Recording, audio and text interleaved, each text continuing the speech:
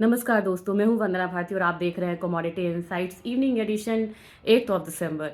यहां पे मुझे आपको कुछ अपडेट्स देने हैं फेड के इंटरेस्ट रेट कट होने से पहले, जो कि यहां पे पूरी एक्सपेक्टेशन है।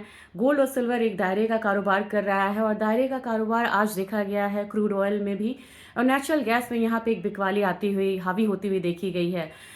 क्रूड ऑयल में काफ़ी चीज़ें हो रही हैं। क्रूड ऑयल में अगर देखा जाए तो इराक का एक काफ़ी इंपॉर्टेंट जो ऑयल फील्ड है वो शट डाउन हुआ है। इसके बावजूद भी वहाँ पे हल्का सा फॉल है, क्योंकि बार बार ये यूक्रेन और रशिया के पीस टॉक के बाद बीच में आती है और वहाँ पे प्राइसेस जो है वो थोड़ा सा दबाव आता हुआ देखता है।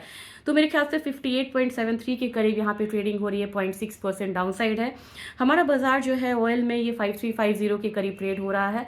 मेरे ख्याल से 5300 तक एक यहाँ पे प्रेशर रहेगा, वहाँ से फिर से वापसी यहाँ बाइंग जो है वो आ सकती है, क्योंकि डॉलर यहाँ पे वीक हुआ तो लगभग सारी कमोडिटीज़ को एक स्ट्रेंथ देगा। इसके बाद बात की जाए नेचुरल गैस की।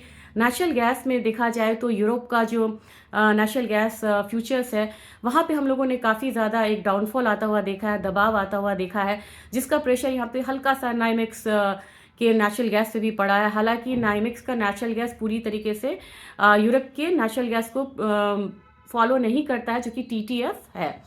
लेकिन यहाँ पे देखा जाए तो एमसीएक्स पे इसका पूरा पूरा इम्पैक्ट आया है। वहाँ पे जो फॉल है वो 5% से ज़्यादा डीप हुई है। यहाँ पे भी जो फॉल है ये 5% से ज़्यादा हुई है आज के दिन। 454 के करीब यहाँ पे ट्रेडिंग हो रही है, 34 पॉइंट्स यहाँ पे डाउन साइड है। अब आप कहेंगे कि नेक्स्ट यहाँ पे क्या होगा, वहाँ पे बिकवाली हावी होगी या फिर लग रहा है कि थोड़ा सा बाइंग जो है वो वापस आएगी। तो मुझे लग रहा है कि थोड़ा सा करेक्शन अभी और यहाँ पे हो सकता है, 445 वाला एक जोन आए तो वहाँ पे एक बारी फिर लॉन्ग पोजीशंस बनने शुरू होंगे, क्योंकि ओवरऑल अभी हीटिंग डिमांड जो है वो निकल के आती रहेगी। और बेस मेटल काउंटर में मुझे लग रहा है कि कॉपर और जिंक, ये दो कमोडिटी काफ़ी स्ट्रांग है। कॉपर यहाँ पे 1100 से ऊपर की क्लोजिंग अगर देता है तो 1125 नेक्स्ट यहाँ पे एक लेवल आता हुआ हम देख सकते हैं, जबकि जिंक ने एक रिकॉर्ड तेजी लगाई है। मुझे लग रहा है जिंक धीरे धीरे अब यहाँ पे 320 की तरफ बढ़ता हुआ नजर आएगी, ये कमोडिटी बढ़ती हुई नजर आएगी। जाने से पहले गोल्ड और सिल्वर पे मैं आपको अपडेट देना चाहती हूँ। सिल्वर में जितनी कमजोरी आपको मॉर्निंग सेशन में थी उतनी यहाँ पे नहीं है। मॉर्निंग में हम लोगों ने 1.5% तक का फॉल देखा था, अभी जो फॉल है 0.5% है, 58.73 के करीब है।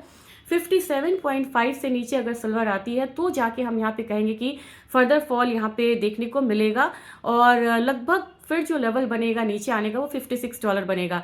जब तक 57.5 को ये होल्ड करके रखा हुआ है तब तक बार बार वहां से वापस जाने की चांसेस है, लेकिन अपसाइड अभी भी $60 एक साइकोलॉजिकल मतलब रेजिस्टेंस है, उसको ये मान के चलेगा, रिस्पेक्ट दे के चलेगा, और जब तक उससे ऊपर की क्लोजिंग नहीं होगी तब तक हम $65-64 आता हुआ नहीं देख सकते हैं सिल्वर में। हमारा बाजार 1,80,000 के करीब, 1,80,000 1,81,000 के करीब सपोर्ट ले सकता है चांदी यहाँ पे। और अपसाइड में अगर देखा जाए तो मैं आपसे बार बार बोल रही हूँ 1,85,000 अब यहाँ पे एक रेजिस्टेंस हो गया है। गोल्ड की बात की जाए, गोल्ड में बिल्कुल दायरे का कारोबार है और गोल्ड यहाँ पे सिर्फ $5 की गिरावट के साथ ट्रेड हो रहा है। हमारा बाजार यहाँ पे 0.2% डाउन है। मुझे लग रहा है कि 1,30,000 से नीचे आती है कमोडिटी, 1,29,400 एक इसका सपोर्ट बनता हुआ नजर आएगा, जबकि अपसाइड जो है वो 1,32,000 एक रेजिस्टेंस है।